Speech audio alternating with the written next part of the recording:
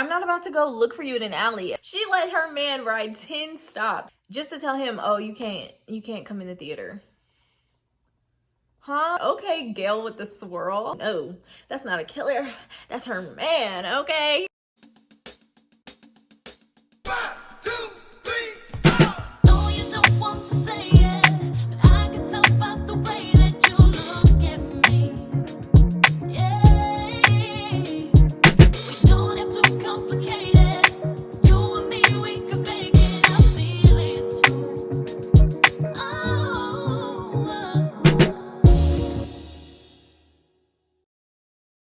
Hello everybody and welcome back to my channel. My name is Paige and as you can see today I'm looking a little different. I'm looking a little regular, a little crusty, if you will. But that's just because I just came back from seeing Scream 6 and I was completely unprepared to come on and make a video today because I really did not even anticipate going to the movies to see this today. I was gonna wait until the weekend, but I was working and it was just a whole thing, but I decided to go and just see the movie while I was out and about and running errands. So this is what I look like today, but I was like, you know what? It's fine. We're gonna make this video because I really want to share my thoughts on this movie. So I'm not gonna bore you too much with the intro. Let's just get right into it. So before I get into any spoilers, I'm just gonna quickly just tell you my general opinion of the movie, and then we'll get into the nitty-gritty and a little breaking it down, how I really feel about certain scenes. And so there will be there will be spoilers, but just off the top of my head, I just want to say that I really enjoyed this movie. I felt like it was very refreshing and it was a really nice installment in the series, and it just made me excited for the next movie and other movies to come in the franchise. And I think they did a really great job with this movie. Of course, I do have a couple little things that I was like, I don't know how I feel about that, but all in all, I really enjoyed it. So if you're still like me and you haven't seen the movie yet, go see it because I really enjoyed it. So yeah, so now into the spoilers. Okay, so if you watched my last video on Scream 6, you'll know that I said one thing I really wanted to see in this movie was something different for the opening scene.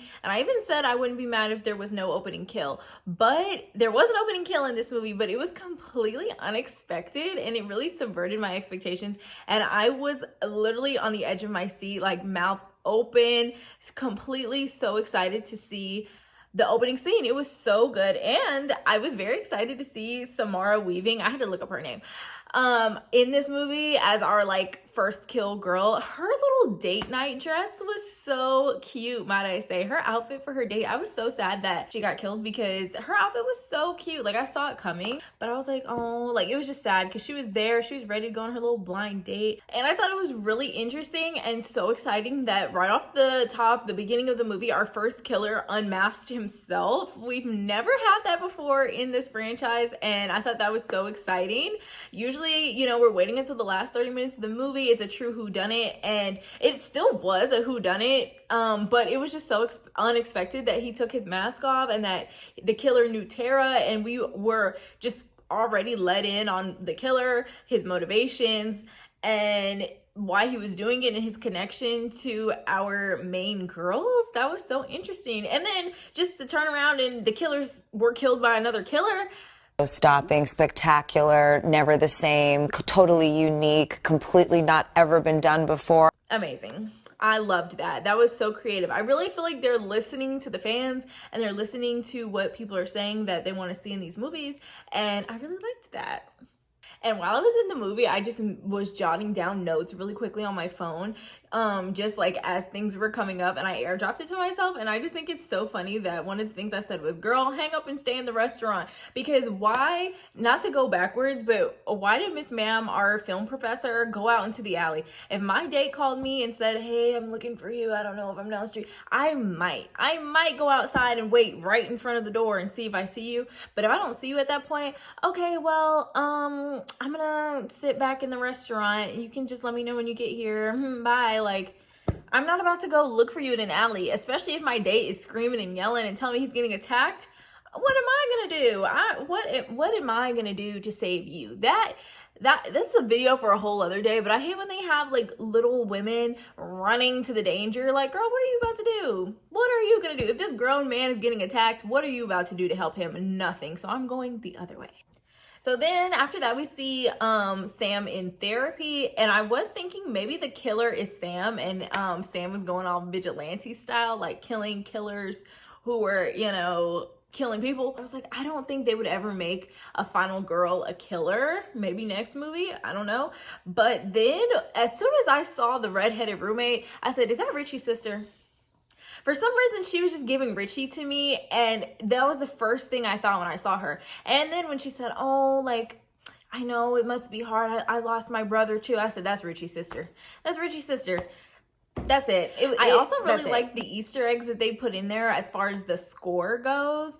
I really feel like I love when the Scream franchise harkens back to that score that we love in the last movie when they were doing Dewey's theme. Every time he appeared, I loved it. This time when Tara and Sam were leaving the police station and then the music started as they ran into the reporters, it was so reminiscent of Scream 2 when Sydney left her dorm and all the reporters were swirling around, and I really liked that. I felt like it was a really good homage to that scene, and that Tara punched Gail in the face. I thought that was cute and a good homage to previous movies, and I like that, you know, I really like that Sydney got a break this movie because Sydney needs a break. It is so unrealistic that Sydney would still be fighting the good fight. Like, she has a life to live, so I think it's nice to just give her a break this movie. And I feel like Sam and Tara were great final girls this movie, and they really held their own. And so I also really liked this killer shrine situation with the phone from the first movie, the original knife that Billy used,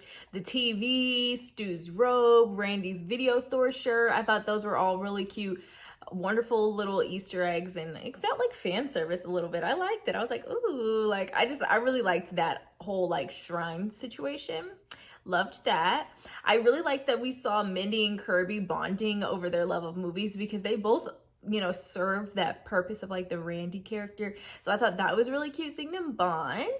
I also really liked in the beginning, sorry to back it up, but I also really liked the Omega Beta Zeta little shout out that they had for the frat party. That was really cute. And Chad and Tara had such good chemistry. Like, their characters were so cute together, and it was giving. I was feeling the tension, and I really liked it. I was like, you know what? This is a good looking couple. If Jenna Ortega is single in real life, and who's the guy that plays Chad? What's his name?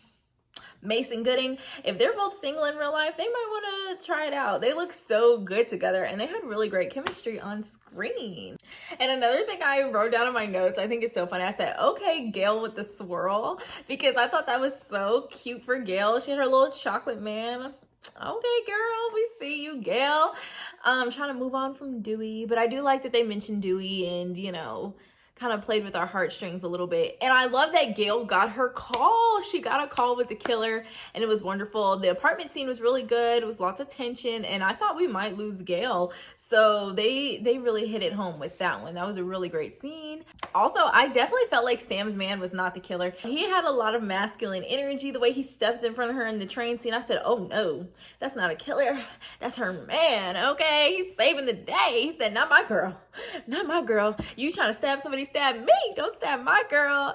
And I loved it. It was so cute. I knew it wasn't him. He was too protective. The train scene was really intense between the two trains. I thought that was a wonderful scene. I like that they gave us more tension this movie. The train scene and the grocery store scene and even Gail's apartment scene, those three were really good. And the scene in Tara and Sam's apartment with the killer and the boyfriend looking through the window, seeing the other killer. Those scenes were really good, and I feel like they did a great job at building the tension in this movie and giving us longer drawn out scenes and just more like, will the killer get them, will he won't. It wasn't, the kills weren't so quick when people died, and I did appreciate that. I feel like they did draw it out a lot better in this movie and just gave us more of that good heart pounding tension. But also, speaking of the train scene, why did Sam let her man get on the train and ride all the way down with them? She let her man ride 10 stops with her. I think she said it was 10 stops just to tell him, oh, you can't come in the theater. Huh? He could have stayed home for that. I don't know. I feel like there could have been a better way. Like, they could have said their goodbyes at the apartment. Like, I guess they just wanted, I don't know, because it's not like he said much on the train. Like, his biggest part on the train was not my girl, and he stepped in front of her. You know, that was his biggest part. So she could have told him bye at the house. She let this man ride 10 stops on a New York subway just to tell him he can't come in the movie theater. Also, I loved Kirby in this movie. I loved seeing her again. I hope we'll see her in another movie, and I'm glad they didn't use her just to kill her off. I thought that was wonderful. I'm glad the Meeks twins survived, because as I said in my last video, I will be happy if Kirby lives and the Meeks twins live, and I'm so happy we got both of those. I loved that Chad and Tara had their like Dewey and Gale moment at the end when they're like, we got a live one, and they pulled out Chad, because oh gosh, that happened with Dewey so many times. So that'll actually be funny if going forward, like, Chad is like the stabbing punching bag in that way, and he like is just getting stabbed up, but he survives every movie. Like, that would be interesting. The 3 killers, that was a really good twist. I don't think we've never had 3 killers, so that was great. And I really enjoyed that the motive was personal this time. It was good old-fashioned revenge. My motive isn't as 90s as Mickey's. Mine is just good old-fashioned revenge. You killed my son. Loved it. It was wonderful. And last but not least, I really loved that Sam and Tara were wearing matching like bomber jackets the whole movie, one in pink and one in blue. I thought that was just cute and showed a difference in their personality, but they're both sisters, so it's like, you know, I like seeing how wardrobe like is used in movies, so I thought that was cute. The little synchronized knife wipe, loved it. Amazing. Beautiful. Never the same, totally unique, completely not ever been done before. And so yeah, that's all of my feelings about this movie, but I do want to just get into the negatives just really quickly, even though I really barely have any, but you know, just real quick.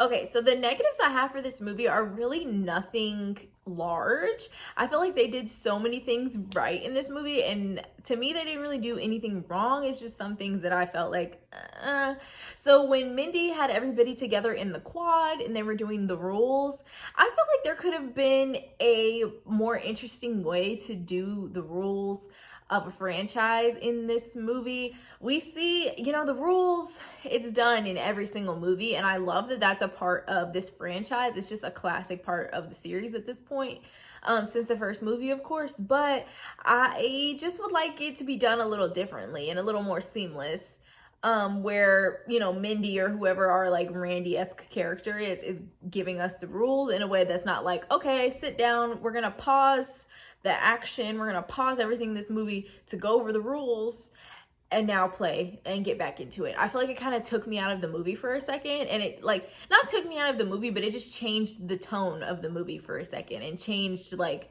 that good tension and grittiness that we had built up to do the rules. And this isn't a dislike either, but I just forgot to mention that Gale wrote another book. Gale did not give us the book that she said she was gonna give us in the last movie. She wrote another like Woodsboro Murders book, and I'm annoyed with Gale for that. I feel like she just keeps slipping back into old patterns every movie, and I thought we had some growth, Gale. And last but not least, just side note, Mindy was hopping around way too much at the end to say that she got stabbed so many times, but you know, whatever. Ghost Billy, we did not need Ghost Billy at all. That's really all I have to say about it. We just didn't need Ghost Billy. We didn't really need him in Scream 5, and I didn't really like Ghost Billy in Scream 6. I don't think he really adds much to it. Yeah, and I was really enjoying the movie until Ghost Billy popped up, and I was like, oh, here we go again. Like, we don't need him in her ear. I feel like it would have been better if that just stayed an internal struggle that we can see like in her eyes and in her emotions, but we don't need Ghost Billy there doing all that. But other than that, I really enjoyed this movie.